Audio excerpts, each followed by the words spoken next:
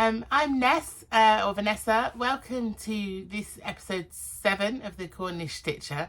I am coming to you from Cornwall in the southwest of England. I'm in a small town in the southeast of the county, about 8 miles from the coast. You normally find me on a beach and anywhere it's ocean related. And yeah, this is my little corner of the internet and for YouTube. I am a avid knitter, crocheter, sewer, and this podcast is about all of those things. If you're new here, welcome. I seem to have had another flurry of new subscribers, so it's really exciting. Thank you very much. Excuse me, I suffer tremendously with hay fever this time of year, and so my eye is watering. I'm not crying. And yeah, so apologies if I keep wiping my eye. It's the start of hay fever season here, really. Sort of April, May, June is not very pleasant. So medication at the ready. So yes, I am here. I follow the same sort of pattern as most knitting and crochet podcasts. So finished objects, works in progress, new acquisitions, of which I don't think there are any, and any updates around things. So yeah, so let's get cracking. So my first finished object is this. So this is my moonlit shawl, and if you follow me on Instagram you might have already seen it. So this is a pattern by Sandra Paul of the Cherry Heart podcast and Instagram account and things, and I love it. It's knitted in Malibu Barbie by James Makes Yarn, and I'll just here, and I just think it's wonderful. The Malibu Barbie there, with all the information. So it's, bear with me, 25% merino, superwash merino, 75%, 75% superwash merino, 25% nylon, 4-ply Malibu Barbie, and I've still got a small amount left, which I'm going to put into my sweet shop blanket. But I love it. I really love it. I love the colours. I saw it and I was going to knit with it, and then I thought, oh no, I really want to make this scarf, and I think it shows off the colours beautifully. So yeah, and I can't wait to wear it. It's been a little bit warm the last few days to wear it, but actually it's a bit of a nip in the air, and yeah, we're off for a few days in Scotland tomorrow, and I think that the weather is supposed to be hit and miss, so I think I'm going to take it with me just in case we get a chilly evening walk on the beach, etc. So yeah, I'll leave it on. I loved crocheting this. It was really quick. Pattern is really well written. I love the edging, the scalloped edging. I just think it's wonderful. It uses, I think everyone I've either seen make it or read about says it takes about 100 grams of 4-ply. So there is a DK version as well, I think. So yeah, it works beautifully, works really quickly. It was a really quick project to make. And I love it. So you essentially you crochet up and then you pick up and crochet the border, but I love it. Love it. So yes. My next finished object is a sock. So I've only done one of the two, but I think one classes as a finished object, don't you? Yes, I think so. So this is my sock that I finished. This is in a yarn by Jibby Roo Yarns, and I've just done it. It's a toe up sock, and I've just made a shorty because I tend to only wear trainers through most of the year. I think I've said this on a previous podcast. And so long socks, as much as I love them, are only really relevant for me on really cold days. And I really wanted to make some for myself. I've now made some for Matt, so I really wanted some for myself. So I made this one, and the other one is just cast on the needles. I've literally just started the toe.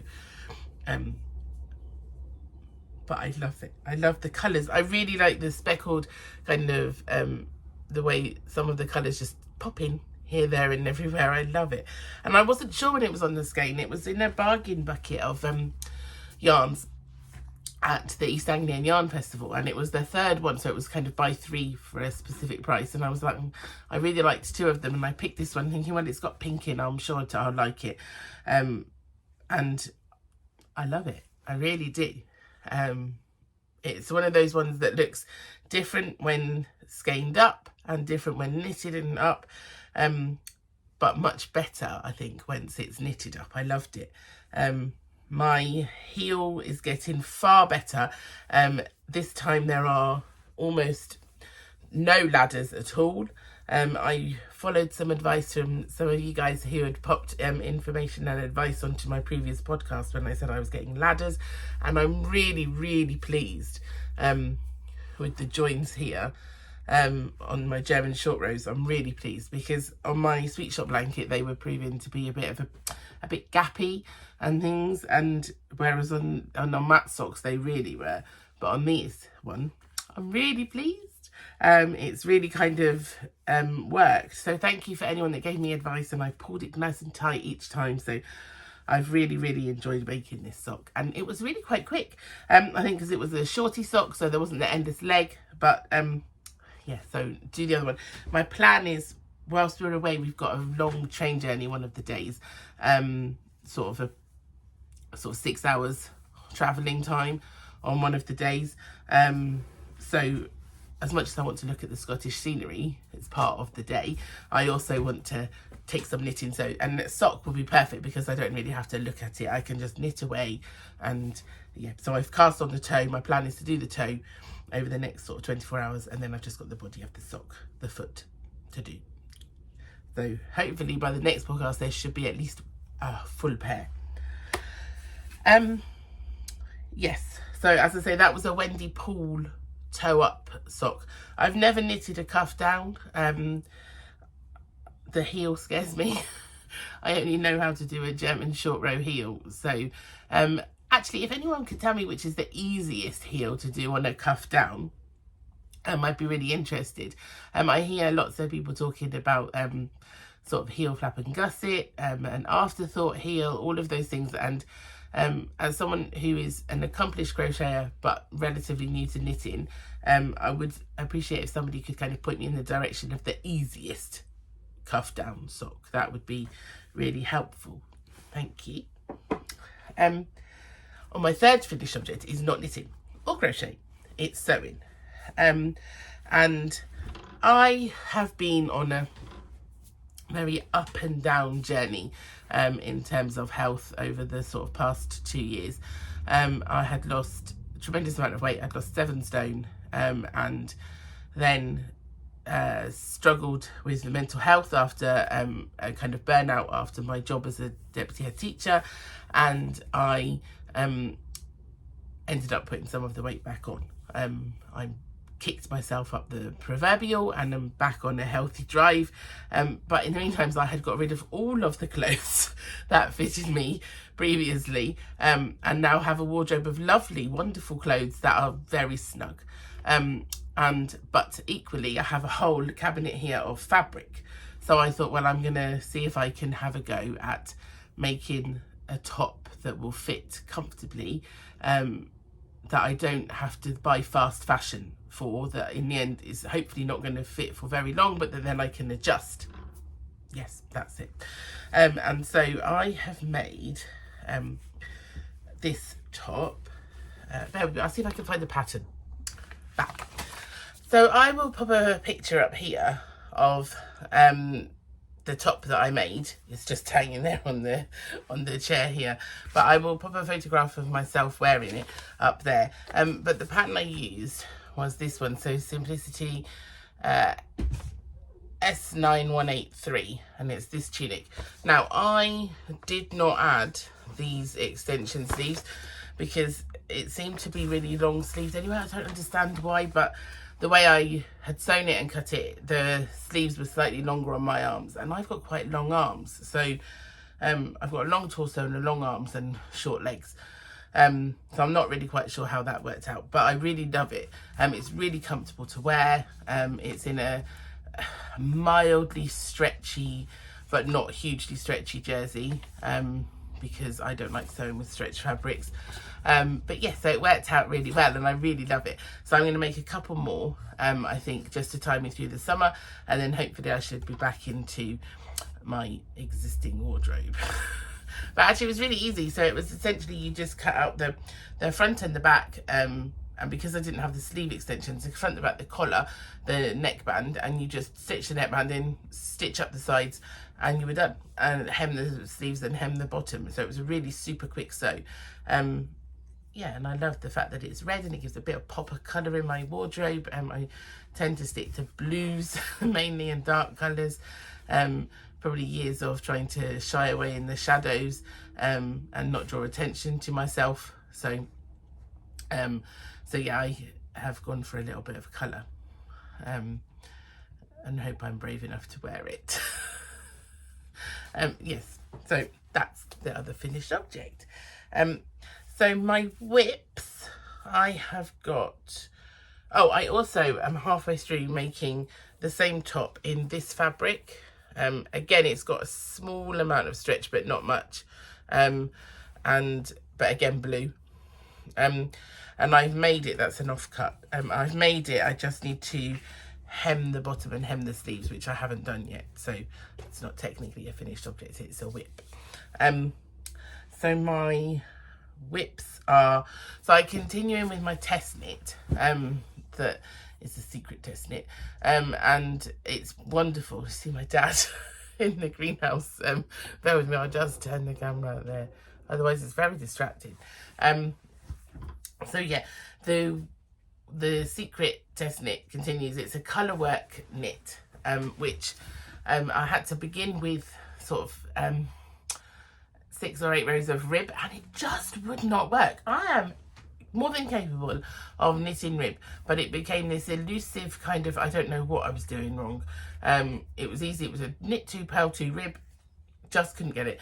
Once I finally managed to master it, I think I was just really tired, and once I managed to master it, it was okay, and I was cracking on, and now I'm 3/4 of the way through. So but I'm not able to discuss that one yet, really. But it is beautiful, and the colours I was a little bit skeptical of, because the colours had been requested to be changed, and so I much preferred the original colourway. But actually I do like as it's working now, so yes, more to that later on through the year. And then my other whip is being held in this wonderful basket, which was a gift from my friend Jen. I really wanted a basket to keep my blankets in, couldn't find one, searched and searched and searched, sort of Facebook Marketplace and all of those things, and couldn't find one, and then was mentioning it to Jen on the way to Wonderwall, and she said, oh, I've got one, and it works perfectly for my sweet shop. So in here are lots of my minis. This is my remains of my James Make Shut, the Malibu Barbie, so that will be going into my sweet shop blanket. And so far, so this is my latest finished square, with the front that way, my latest finished square, and this is 2 of my advent minis held double because they weren't big enough, and then this is where we are so far. So this is the remains of my cowl that I did, and then these are all, yeah, the rest are all Lay Family yarns on this side. So I've got this one, which I really liked when it was going up. This one, this is 2, no it's not, it's one yarn, pink, and then this gorgeous pink here. So then this green will go here, and then my plan is to do the James Makes yarn one to go here. This is coming away with me as well. So I think I've got more ambitious plans to take with me than I have time to do it, but we shall see. Lots of, the weather forecast isn't great for while we're away, so it might be lots of lockside coffee shops and knitting, which will be no hardship for me. And maybe some mountain trekking in their waterproofs for the boys and Matt. Maybe they don't mind it. My waterproof has broken, which when you realise the day before you're due to go to a very wet Scottish lodge isn't the ideal solution. But we've stayed in the same lodge where we're staying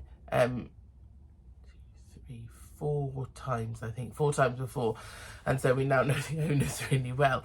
And I just emailed her this morning going, oh, please, I have a frantic problem. I have no waterproof. I can't be bothered to go all the way into Plymouth or all the way down to Truro to find another one.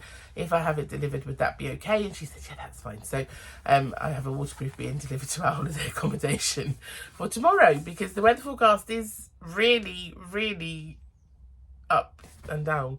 And we've been really fortunate the past 4 times that we've been. We've had a couple of days of showers and then mostly really sunny, and this time last year was really beautiful, so it'll become a bit of a shock, but it'll be fine.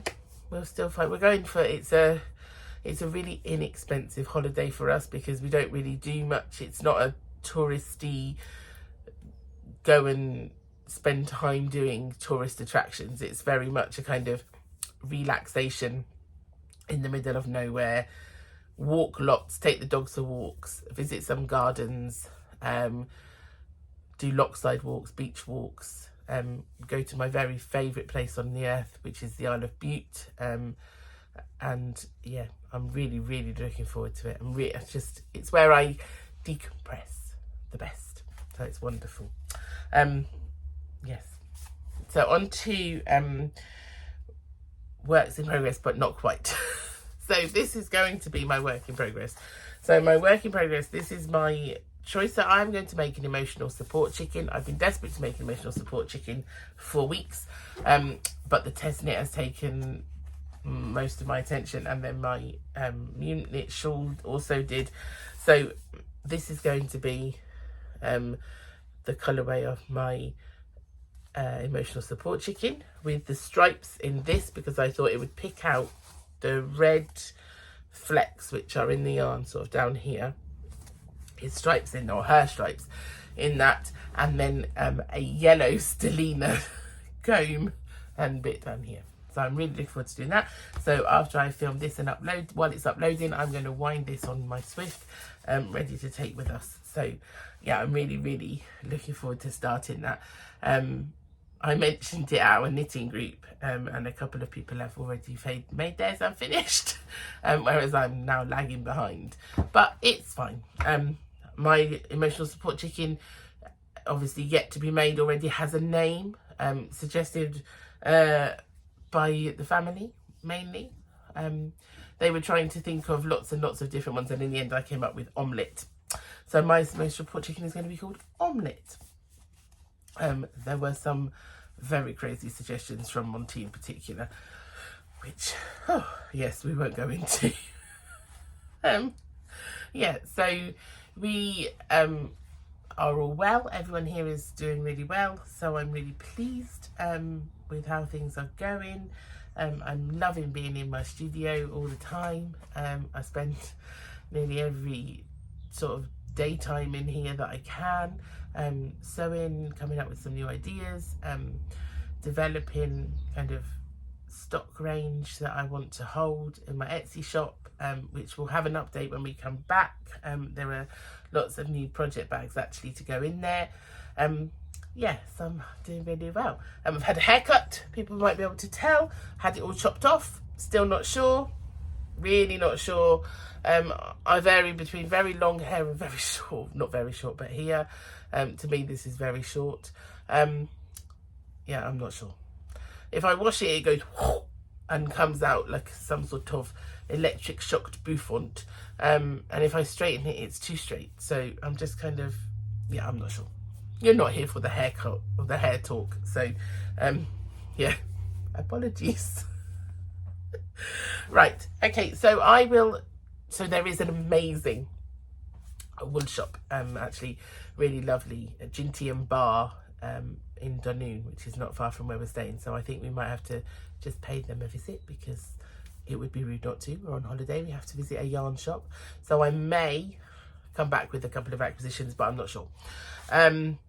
Other than that, I hope everyone is really well, and I'm hoping that when I come back next time I will have some more finished objects for you.